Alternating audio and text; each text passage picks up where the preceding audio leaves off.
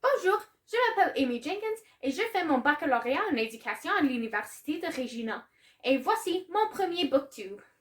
Le livre que j'ai lu, c'est L'étoile de Sarajevo et le texte est par Jacques Pasquet et l'illustration par Pierre Pratt.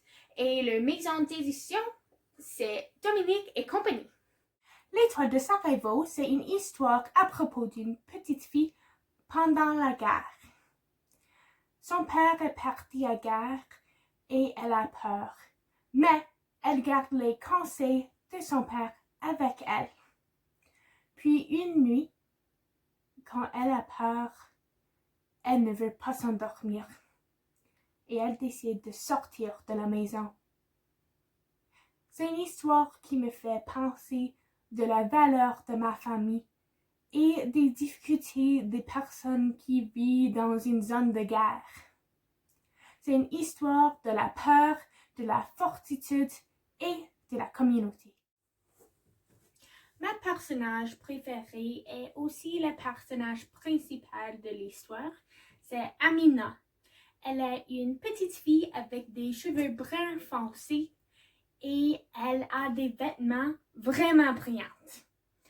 Elle a beaucoup de créativité et d'imagination, car elle croit que quand elle était jeune, elle était une vraie magicienne et je pense que c'est vraiment mignon.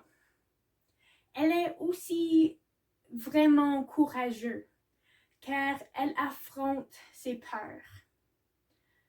J'aime vraiment Amina à cause de sa courage. Elle est allée hors de la maison à cause de la peur, mais aussi pour affronter la peur. Elle était peur des bruits dehors, mais elle sortait toutefois. Et elle aime aussi les livres et j'aime vraiment les livres.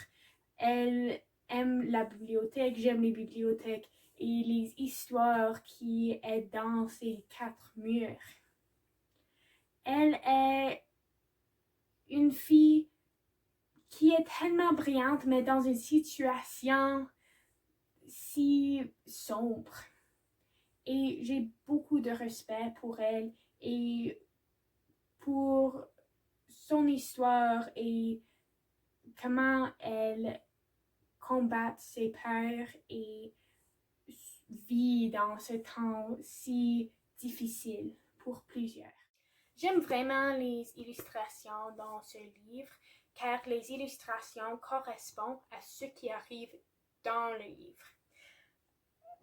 Par exemple, dans la majorité du livre, il y a les couleurs sombres et c'est coloré d'une manière un peu grifflée pour démontrer la peur d'Amina et que c'est sombre et que la guerre arrive.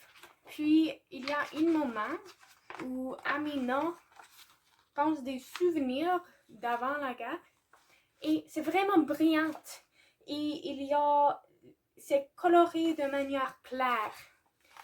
C'est aussi ici, c'est vraiment brillant et puis ça retourne d'être sombre. Puis aussi, à la fin de la livre, quand Amina rêve, c'est vraiment brillant encore. Et tout au fin, c'est beaucoup de blanc, car il y a l'espoir. J'aime vraiment cette histoire, car c'est vraiment facile à s'identifier avec, car tout le monde sent la peur et tout le monde manque à quelqu'un. C'est surtout facile à s'identifier avec cette histoire dans ce temps de COVID, car on ne sait pas ce qui arrivera dans le futur. Et c'est un peu épeurant et on ne peut pas voir nos amis. C'est aussi une bonne histoire pour utiliser dans la salle de classe qui sera ma future profession. Et je veux enseigner les élèves des effets personnels de la guerre. Et je veux aussi enseigner à propos de l'empathie pour les autres pays qui ne sont pas si chanceux que nous. Je crois que ce livre est une bon livre pour les adolescents, surtout du 7e, 8e et 9e année, car c'est un livre créé pour les enfants, mais surtout pour l'immersion. Il y a beaucoup de vocabulaire qui est un peu plus difficile.